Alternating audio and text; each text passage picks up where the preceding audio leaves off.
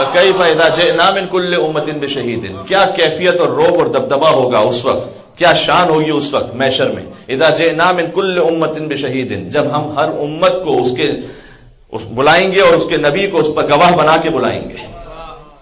ہم ہر نبی کو اس کی امت پر گواہ بنا کر بلائیں گے. یہ قرآن میں آیت موجود ہے. یعنی جب حضرت آدم آئیں گے تو وہ اپنی امت پر گواہ ہوں گے، کس نے نیک عمل کیا، کس نے خیر عمل کیا، کس نے شر عمل کیا، کون مومن تھا، کون کافر تھا. حضرت آدم اپنی امت کے بارے میں گواہی دیں گے. فَكَيْفَ إِذَا جِئْنَا مِنْ كُلِّ أُمَّةٍ، ہر امت، بِشَهِيدٍ، شہید کہتے ہیں گواہ کو. اور جو آل محمد کی راہ میں قتل ہو جائے اسے شہید اسی لیے کہتے ہیں کہ وہ آل محمد کی صداقت کا گواہ ہوتا ہے، اس دین کی سچائی کا وہ گواہ ہوتا ہے، لہذا اسے شہید کہتے ہیں. تو شہید کا مطلب ہے گواہ. فَكَيْفَ إِذَا جِئْنَا مِنْ كُلِّ أُمَّةٍ بِشَهِيدٍ، ہم ہر امت میں ایک گواہ لائیں گے. وہ اس امت کے نبی ہوں گے جو گواہ بن کر آئیں گے. حضرت نوح اپنی امت کے گواہ، حضرت ابراہیم اپنی امت کے گواہ، حضرت موسیٰ اور عیسیٰ اپنی قوم کے گواہ. تو ہر ایک نبی اپنی اپنی قوم کے بارے میں میدان قیامت میں گواہی دے رہے ہوں گے. اور جب تمام انبیاء گواہی دے دیں گے تو اب ان انبیاء کی کارکردگی پر گواہی دینے کون آئے گا؟ فَكَيْفَ إِذَا، آیت مکمل کر دو، اپنی جانب سے نہیں کہہ رہا. فَكَيْفَ إِذَا جِئْنَا مِنْ كُلِّ أُمَّةٍ بِشَهِيدٍ وَجِئْنَا بِكَ عَلَىٰ هَٰؤُلَاءِ شَهِيدًا. اس وقت کیا کیفیت ہوگی کہ جب ہر نبی کو اس کی قوم پر گواہ بنا کر لائیں گے، اور اے حبیب آپ کو تمام انبیاء پر گواہ بنا کر میدان قیامت میں لائیں گے. سبحان اللہ. یعنی حضور آئیں گے جو حضرت آدم پر گواہی دیں گے، حضور آئیں گے حضرت نوح کے لیے گواہی دیں گے، حضرت ابراہیم اور موسیٰ اور عیسیٰ علیہ السلام کے لیے کون گواہی دے گا کہ انہوں نے اپنی نبوت کو پہنچایا اور کار رسالت کو انجام دیا؟ گواہی کون دے گا؟ سرکار ختمی مرتبت. ایک جملہ کہنا چاہ رہا ہوں اس آیت سے، کاش اگر پہنچ جائے تو پھر بس آج کی جو جشن کا جو حصول ہے اور جو حاصل ہے وہ پورا ہو جائے گا انشاءاللہ سے. یعنی تمام اقوام آ رہی ہیں اور ان کے نبی اپنی قوم پر گواہ ہیں، اور حضور آ رہے ہیں اور وہ انبیاء پر گواہ ہیں. یعنی بنص قرآنی جتنا فرق ایک امت میں اور اس کے نبی میں ہے، کم سے کم اتنا فرق تمام انبیاء میں محمد مسلمان ہے. یہ شان ہے میرے نبی کی. اور جب سبحان اللہ، اللہم صلی اللہ، گواہ یعنی وٹنس، بچوں کے لیے کہہ رہا ہوں. وٹنس جس نے واقعہ ہوتے ہوئے دیکھا ہو. یہ بچہ بھی جانتا ہے کہ وٹنس کون بن سکتا ہے؟ واقعے کے بعد جس کا وجود ہو، اور وجود اتنا باشعور ہو کہ وہ سمجھ سکتا ہو کہ کیا ہو رہا ہے. حضرت آدم سے لے کر حضرت عیسیٰ تک کے تمام انبیاء کی نبوتوں کے گواہ بن کر جب حضور تشریف لائیں گے، اس کا مطلب یہ ہے کہ ازل تآخر حضور کا وجود بھی تھا اور حضور باشعور بھی تھا. جو فرمایا کروں تو نبی وآدم بین الماء والطین، میں اس وقت بھی نبی تھا کہ جب آدم بنے نہیں تھے، پانی اور مٹی کے درمیان تھے. یہ جملہ آپ نے سینکڑوں مرتبہ سنا ہوا ہے، لیکن اس طرح سے سنیے گا. یہ نہیں کہا حضور نے کہ میں اس وقت تھا کہ جب آدم نہیں تھے، کہ میں نبی تھا جب آدم نہیں تھے.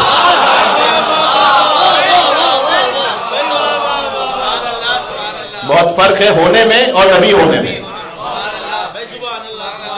20-30 سال 25 سال پہلے آپ میں تقریباً اکثریت کا وجود تھا، لیکن مثلا آپ کے پاس جو آج ڈگری ہے وہ نہیں تھی.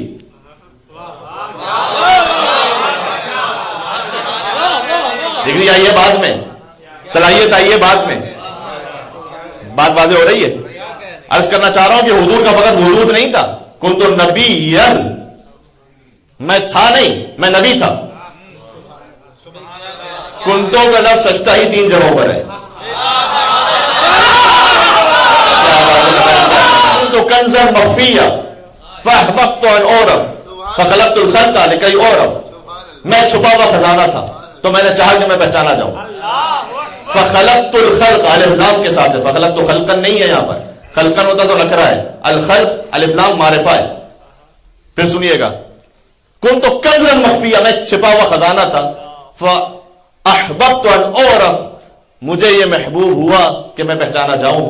فخلقت الخلق، تو میں نے ایک مخلوق کو خلق کیا، لکی اعرف، تاکہ میں پہچانا جاؤں.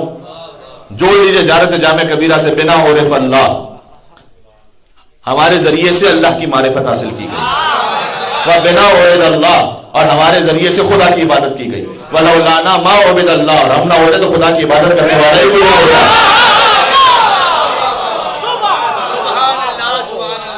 یہ نہیں ہے کوئی غلط مطلب یہ نہ لے لے کہ اگر یہ نہ ہوتے تو خدا کا وجود نہ ہوتا، نہیں، خدا نے یہ نہیں فرمایا، خدا کا وجود ہوتا، کوئی عبادت کرنے والا نہ ہوتا۔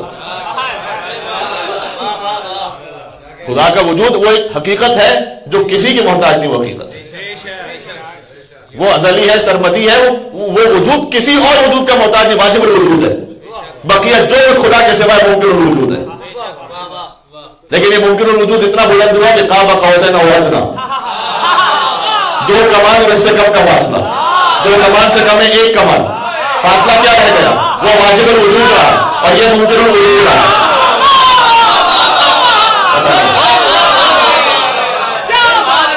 بقیہ جو کچھ واجب کے پاس تھا وہ ممکن کو عطا کر دیا۔ جو گھبرا کے سن رہے ہیں، میں علی کی تعریف نہیں پڑھ رہا، میں نبی کی تعریف پڑھ رہا۔ ایک مل کے صلوات دیجیے محمد علیہ محمد۔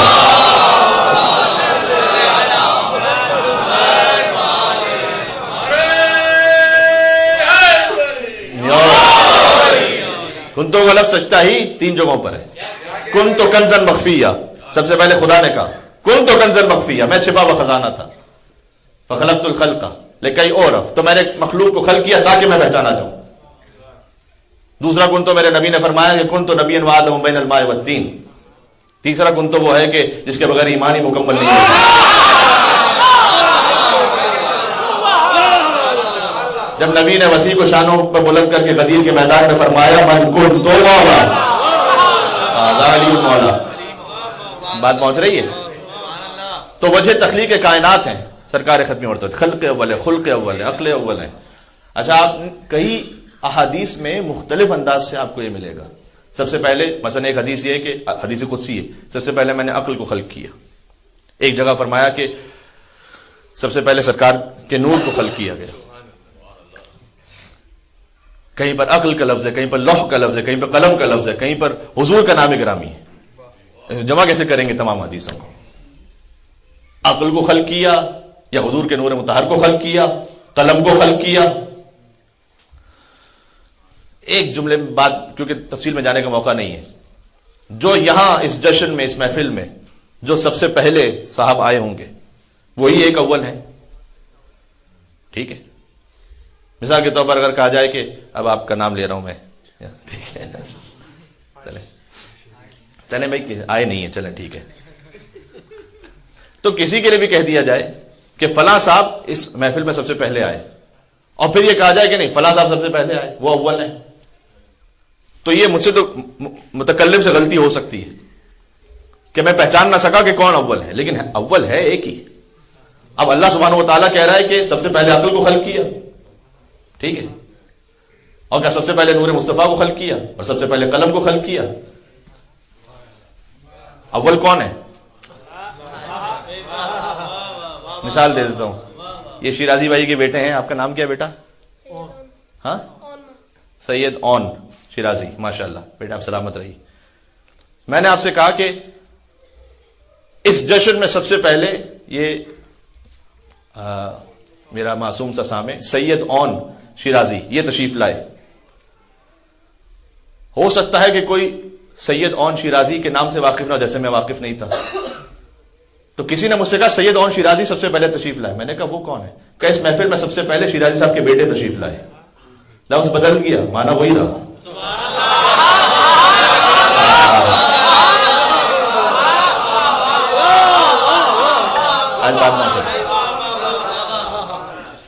جب باپ کی طرف نسبت پہ نگاہ گئی تو باپ کی نسبت سے کہا جائے گا، جب خود وجود پر نگاہ گئی تو خود ان کے نام سے کہا جائے گا، جب سن و سال پر نگاہ گئی تو مثلا کہا جائے گا کہ ایک بچہ سب سے پہلے آیا۔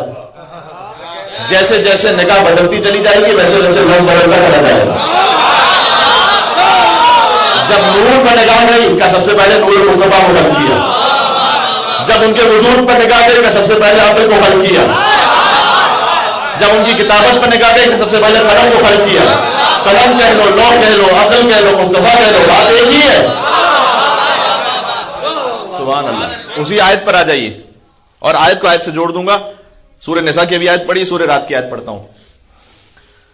تمام امت جب تشریف لائیں گی تو ہر نبی اپنی امت پر گواہ، اور حضور تمام انبیاء پر گواہ. آخری سوال رہ گیا، حضور پر گواہ کون ہے؟ بات تو ہے. کیوں گھبرا کے؟ قرآن میں جواب موجود ہے. سورہ رات کی آخری آیت ہے، جا کے دیکھ لیجیے. یقول الذین کفروا لست مرسلا قل کفی باللہ شہیدا بینی و بینکم ومن عندہ علم الکتاب. یقول الذین کفروا، کافر کہتے ہیں کہ آپ رسول نہیں، لست مرسلا، آپ رسول نہیں ہیں. قل، آپ کہہ دیجئے، کفی باللہ شہیدا، اللہ ہی کافی ہے گواہی کے لیے. آیت رکی نہیں، خدا کی قسم آیت رکی نہیں یہاں پر. ومن عنده علم الکتاب، اور وہ کہ جس کے پاس پوری کتاب کا علم ہے. میں کہتا ہوں مسلمان اگر صرف ایک آیت کو حل کر لے کہ کس کے پاس پوری کتاب کا علم تھا. میں نہیں کہتا کہ علی کو مانیے، علی کو ماننا وہ نصیب والوں کو نصیب ہوتا ہے. کم سے کم کوئی تو مانیے. ومن عنده علم الکتاب کا مطلب کیا ہے؟ کہ جس کے پاس کتاب کا علم ہے. یا اللہ نے فضا خلا میں ایسی مفروضے پہ بات کی ہوئی ہے؟ نہیں، نعوذ باللہ من ذالک، یہ تو نہیں ہو سکتا.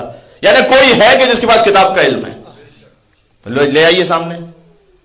میں کل پرسوں ہی اس آیت کی تفسیر میں دیکھ رہا تھا برادران سنت کی کتابوں میں کیا کیا موجود ہے. مثلا کسی نے عبداللہ ابن سلام لکھا ہے، ایک صحابی گزرے حضرت یوسف کی نسل میں سے. کسی نے حضرت ابن عباس کا نام لکھا ہے کہ ان کے پاس کتاب کا علم تھا. حتیٰ یہ کہ اب دیکھ کے بات کر رہا ہوں، میں مفروضے پہ نہیں، دیکھ کے بات کر رہا ہوں. کچھ نے یہاں تک لکھا ہے کہ ان سے مراد یہودی اور نصرانی ہیں جن کے پاس کتاب کا علم تھا.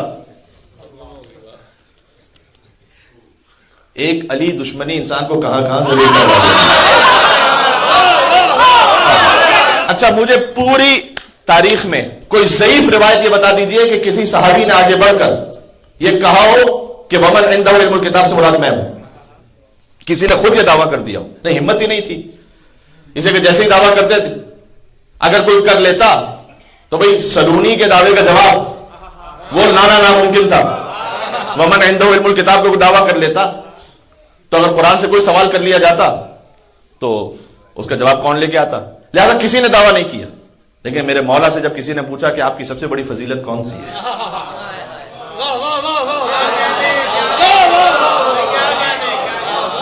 کوئی آپ سے سوال کر لے کہ آپ کی سب سے بڑی کوالٹی کیا ہے، فوراً نہیں جواب دے پائیں گے. کم سے کم 10-15 منٹ سوچیں گے کہ میں اپنی کوالٹی کیا بتاؤں گا. اور یہ میں طنز نہیں کر رہا، تعریف ہی کر رہا ہوں، گھبرا نہ جائیے گا. لیکن انسان سوچے گا کم سے کم کہ میں کیا بتاؤں، میری سب سے بڑی کوالٹی کیا ہے. وہ علی جن کے لیے بنص سے امام معصوم فرمایا قرآن 1/4 نازل ہوا ہے مختلف موضوعات پر. کا 1/4 ہمارے لیے نازل ہوا ہماری شان میں. 1/4 ہمارے دشمنوں پر، ربع 1/4 ان پر برات کے لیے نازل ہوا. کا 1/4 قیامت کے لیے نازل ہوا، 1/4 بقیہ عقائد اور احکام کے لیے نازل ہوا. یہ حدیث امام کی. تو جس کے لیے کم سے کم 1/4 قرآن نازل ہوا ہو، ان سے پوچھا جائے کہ آپ کی سب سے بڑی فضیلت کون سی ہے. سوال کا ویٹ تو سمجھے نا، تو جواب میں مزہ آئے گا کہ آپ کی سب سے بڑی فضیلت کون سی ہے. میرے مولا نے روکے بغیر، جیسے سلونی کا فوراً جواب دیتے تھے نا، بغیر کسی تعمل کے فوراً فرمایا کہ یہ سورہ رات کی آخری آیت یقول الذین کفروا لست مرسلا قل کفی باللہ شہیدا بینی و بینکم ومن عنده علم الکتاب. اللہ نے رسالت مصطفیٰ کی گواہی کے لیے، بات تسلسل میں چل رہی ہے. ایک اس نے خود کو گواہ منتخب کیا ہے، ایک مجھے گواہی کے لیے انتخاب کیا ہے. کہ مولا یہ آپ کی سب سے بڑی فضیلت کیوں ہے؟ کہ اس لیے کہ اس آیت میں اس نے مجھے اپنا شریک رکھا ہے، تو وہ اللہ شریک ہے. اگر آپ میرے ساتھ اس سفر تک آ گئے ہیں تو ایک منزل اور اوپر چلنا چاہیں گے ساتھ میں. ابھی حج کی پوری منزل نہیں آئی، ابھی ایک منزل اور چلے ساتھ میں میرے. تمام انبیاء کی نبوتوں پر گواہ ہے سرکار ختم مرتبت، حضور کی رسالت پر گواہ ہے بنص قرآنی. ومن عنده علم الکتاب، کوئی حدیث نہیں پڑھی. ومن عنده علم الکتاب، اس کا پوری کتاب کا علم ہے. وہ گواہ ہے حضور کی رسالت پر. قرآن میں آیت موجود ہے کہ ہم نے تمام انبیاء سے عہد اور میثاق لیا تھا کہ اے رسول آپ کی نبوت کو مانیں گے، اور آپ کو نہیں مانیں گے تو ان سب کی نبوتیں اکارت ہو جائیں گی، ختم ہو جائیں گی. اس لیے کہ جب گواہی کو نہ مانے، بھائی جو آپ کی نبوت پر گواہی دینے والا ہے اگر اسی کا انکار کر دیں تو پھر کون سی نبوت باقی رہ جائے گی؟ بات پہنچ رہی ہے. اگر وہ اپنے گواہی سے انکار کر دیں تو ان کی نبوت پر گواہی کون دے گا قیامت میں؟ نبوت ختم ہو جائے گی. اب سمجھ میں آیا غدیر کے میدان میں اللہ نے کیوں کہا تھا یا ایھا رسول بلغ ما انزل الیک من ربک فإن لم تفعل فما بلغت رسالتہ. اے رسول اگر آپ نے علی کی ولایت کو نہ پہنچایا تو رسالت کا کوئی کام ہی انجام نہ دیا. یہ معاملہ فقط علی کا نہیں تھا، یہ معاملہ اس گواہ کا تھا. بھائی آپ کا گواہ ہے، اگر یہ نہ پہنچایا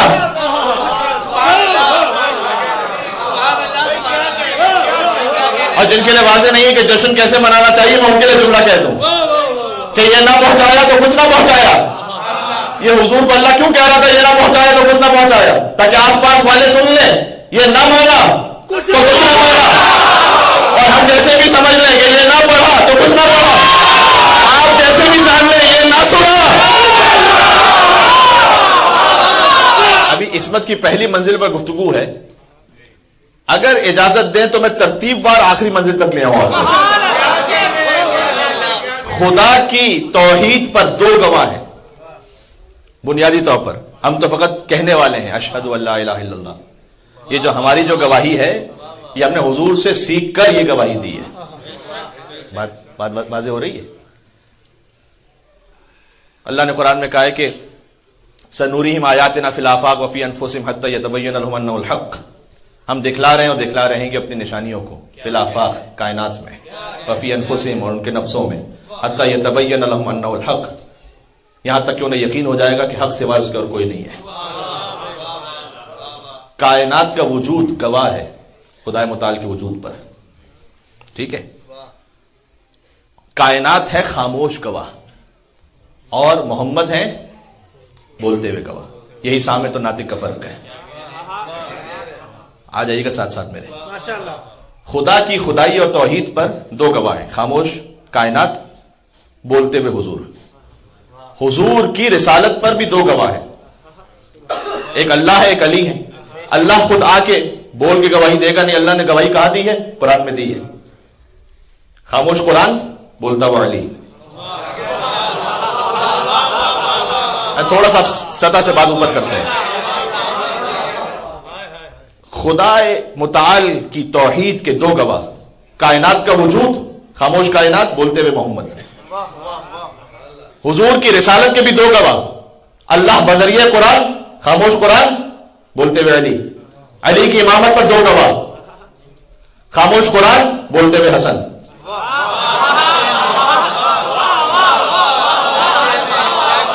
میرے ساتھ یا نہیں ہے؟ جب اب یہ رمضان المبارک کا موقع ہوتا ہے میں تفصیل سے سمجھاتا آپ کو کہ، اور سمجھانے کا لفظ میں نے اپنے بچوں جوانوں کے لیے استعمال کیا، بزرگ مجھ سے بہتر جانتے ہیں حصول ثواب کے لیے، میری حوصلہ افزائی کے لیے.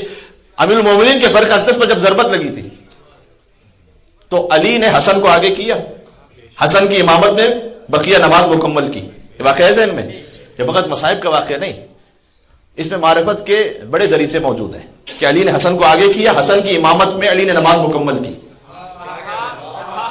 یعنی کہنا یہ چاہ رہا ہوں جیسے نبی نے علی کے لیے خدیر بنائی تھی ویسے ہی علی نے حسن کے لیے مسجد طوبہ میں خدیر بنائی. اگر میرے بعد کسی کو شک ہو، علی گویا کہہ رہے میرے بعد کسی کو شک ہو کہ امام کون ہے تو دیکھو جان لو علی جس کی امامت میں اپنی نماز ادا کر رہا ہے. اب کوئی شبہ نہ رہے، علی جس کا مقتدی بن جائے. سبحان اللہ. حسن کی فضیلت سمجھ میں آ رہی ہے؟ علی کی امامت پر دو گواہ، خاموش قرآن، بولتے ہوئے حسن. جملہ سمجھ واضح ہو گیا؟ حسن کی امامت پر دو گواہ، خاموش قرآن، بولتے ہوئے حسین. حسین کی امامت پر دو گواہ، ایک ایک کے لیے میرے پاس تفصیل ہے لیکن وقت نہیں بچا.